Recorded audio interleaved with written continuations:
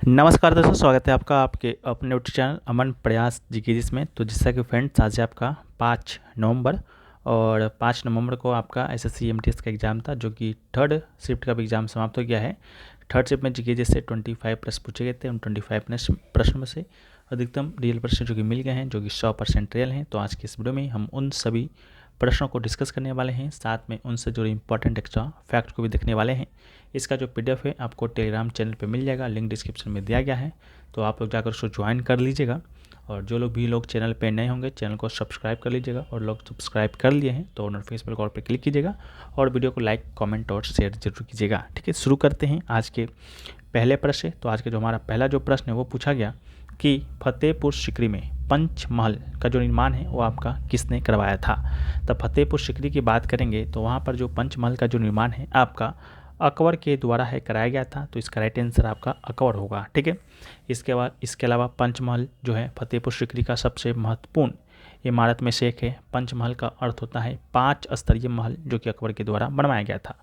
यह 5 मंजिला स्तंभों वाला मंडप है। इसके अलावा इस अतिरिक्त साधारण इमारत को बडगिर या पवन मीनार कहा जाता था, जिसका निर्माण गर्मी को कम करने के लिए किया गया है और फारसी वास्तुकला का एक बहुत ही लोकप्रिय वास्तुशिल्प तंत्र है। ठीक है, इसके अलावा मूल रूप से यह मुख्यशाही कक्ष और जो दवाई के महल से जुड़ा हुआ था, और जिसका उपयोग आनंद पद्र और मनोरंजक उद्देश्यों के लिए किया गया था। ठीक है, तो ये चीज़ थी। इसके अलावा जो है आपको बताते चलें कि टेक्स्ट बुक पर अभी आपका फ्यूचर ऑफिशियल सेल नामक आपका सेल चल रहा है, जिसके अंतर्गत अगर आप ईयरली का टेक्स्ट बुक पास प्रो अगर आप परचेज करते हैं तो आपको यह 615 रुपये में जो कि आपको मिलने वाला है। साथ में अगर आप कूपन कोड APG यूज करते हैं तो आपको 12% का एक्स्ट्रा ऑफ मिल जाएगा, और आपका अगर सिलेक्शन हो जाता है तो आप इनसे अपना पूरा रिफंड भी ले पाते हैं। जिन लोगों को टेक्स्ट बुक के विषय में नहीं मालूम है उनको बताते चलें कि टेक्स्ट बुक जो है आपका मॉक टेस्ट प्रोवाइड कराता है, यानी कि एग्जाम में जिस लेवल के प्रश्न आपके एग्जाम में पूछे जाते हैं उसी पैटर्न पर आधारित आपको मॉक टेस्ट पहले कराता है टेक्स्ट बुक। ठीक है, जहाँ पर आप ऑनलाइन भी दे सकते हैं, और यहाँ पर आपको PYQ यानी कि विभिन्न एग्जामों का PYQ भी आपको मिल जाएगा। यहाँ पर लगभग आपको 800 प्लस एग्जामों का 80,000 प्लस मॉक टेस्ट के अलावा आपको 17,000 प्लस जो है PYQ मिलता है, जिसमें SSC exam, banking exam, railway exam, defence exam या स्टेट लेवल का ही कोई एग्जाम होता हो, सभी एग्जाम इसमें आपको शामिल होता है। ठीक है, तो इसका जो लिंक है आपको डिस्क्रिप्शन में मिल जाएगा, साथ में कमेंट सेक्शन में भी पिन किया हुआ रहेगा, तो आप लोग जाकर वहाँ से भी इसको चेकआउट कर सकते हैं। हम लोग वीडियो में आगे बढ़ते हैं। नेक्स्ट जो प्रश्न पूछा गया कि निशा गांधी जो महोत्सव है आपका भारत के किस राज्य में मनाया जाता है। तो निशा गांधी महोत्सव की बात करेंगे तो ये आपका केरल में मनाया जाता है, तो इसका राइट आंसर केरल होगा। इसके अलावा निशा गांधी उत्सव जो है वर्ष में 2 बार मनाया जाता है, एक बार अक्टूबर और नवंबर के महीने में, फिर आपका मार्च और अप्रैल के महीने में। ये केरल के त्रिवेंद्रम में कनकुल्लू पैलेस के मैदान में स्थित निशा गांधी थिएटर में आयोजित होता है। यह उत्सव लगभग 1 सप्ताह तक चलता है और देश भर के कारीगरों को आकर्षित करता है। इसके अलावा केरल के अन्य प्रसिद्ध उत्सव की बात करते हैं तो ओनम, अट्टुकल पोंगल, विशु, तिरुशुरपुरम, थय्यम महोत्सव, नौकादोर महोत्सव, मकर बिलक्कू और अडुर गज मेला, ये सभी आपका केरल का ही प्रसिद्ध उत्सव है। अगला है कि कण्व वंश को पराजित कर किसने अपना साम्राज्य स्थापित किया था। तो इसका राइट आंसर आपका सातवाहन वंश होगा। सातवाहन वंश ने कण्व वंश को पराजित कर अपना साम्राज्य स्थापित किया। अंतिम कण्व राजा जो है सुशर्मन की सातवाहन यानी आंध्र राजा ने हत्या कर दी थी। ठीक है, तो इसको भी है। अगला है मोहम्मडन एंग्लो ओरिएंटल कॉलेज की स्थापना किसने किया। तो राइट आंसर आपका सैयद अहमद खां होगा। 1877 में सर सैयद अहमद खां ने अलीगढ़ में मोहम्मडन एंग्लो ओरिएंटल कॉलेज की स्थापना की, और ऑक्सफोर्ड और कैम्ब्रिज विश्वविद्यालयों के बाद कॉलेज का प्रतिरूप तैयार किया, जहां उन्होंने इंग्लैंड की यात्रा की थी। अगला जो है वह है कि भारत में सबसे कम शहरी आबादी वाला राज्य कौन सा है अकॉर्डिंग टू आपका 2011 सेंसस। ठीक है, तो इसका जो राइट आंसर होने वाला है वो आपका सिक्किम होने वाला है। ठीक है, भारत में सबसे कम शहरी जनसंख्या वाला जो राज्य है वो आपका सिक्किम है, और 2011 के जनगणना के मुताबिक सिक्किम राज्य की जो कुल आबादी है, कुल आबादी में से 25.5% लोग शहरी इलाकों में रहते हैं, और यह भारतीय राज्यों में सबसे कम प्रतिशत है। ठीक है, तो इस बात को भी आप याद रखिएगा। इसके अलावा जो है नेक्स्ट क्वेश्चन पूछा गया, अभ्रक का मुख्य उपयोग जो है वो आपका किस में होता है। ठीक है, तो अभ्रक की बात करते हैं तो इसका राइट आंसर जो होगा आपका विद्युत उद्योग होगा। अभ्रक का मुख्य उपयोग जो है विद्युत उद्योग में होता है।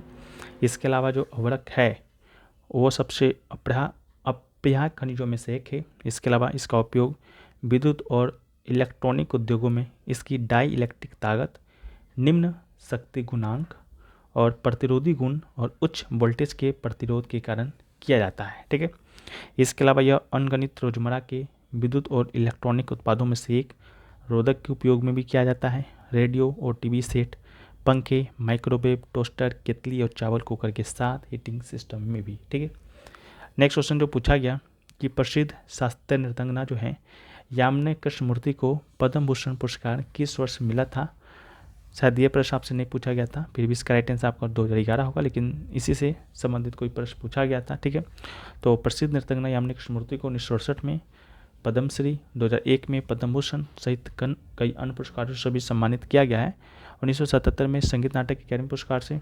ठीक है, इसको याद रखिएगा।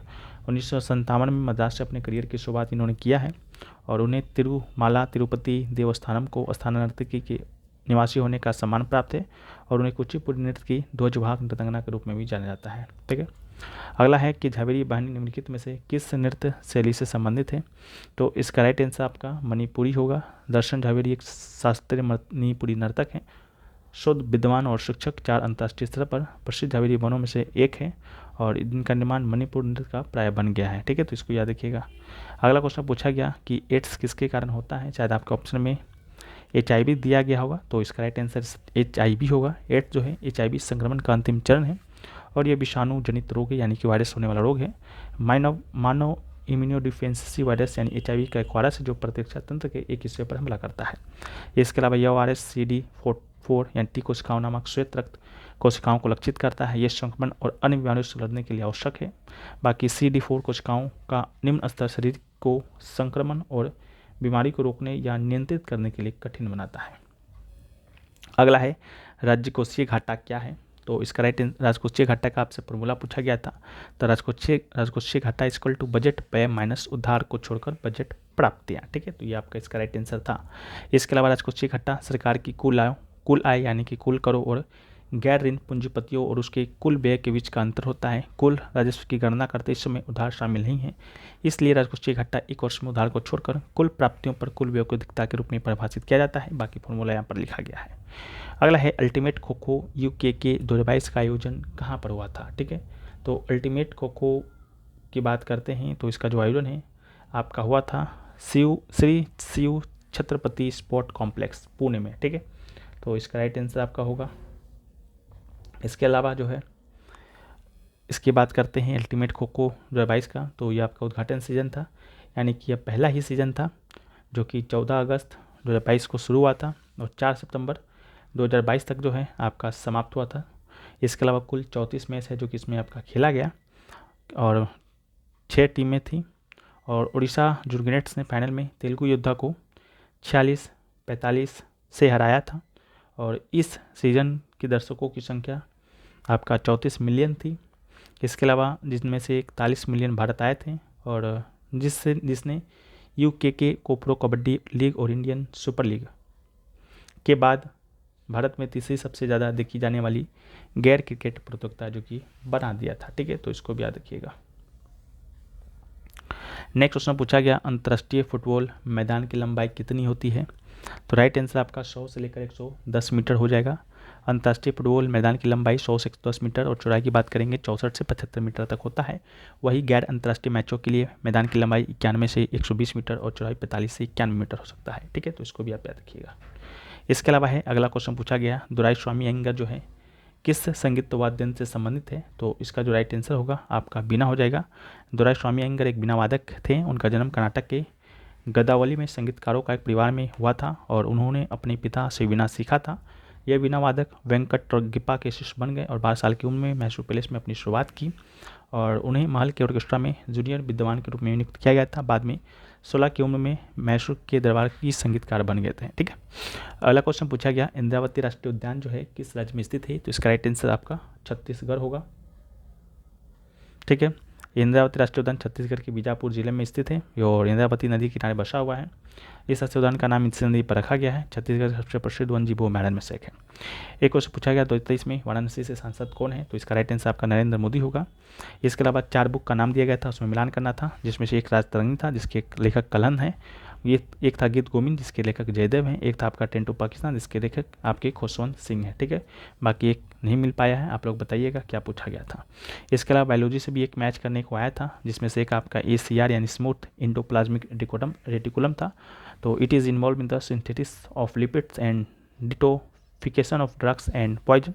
राइबोसोम की बात करेंगे तो it is responsible for protein synthesis and Golgi body की बात करेंगे तो they modify short and package protein and lipids for storage and transport out of the cell.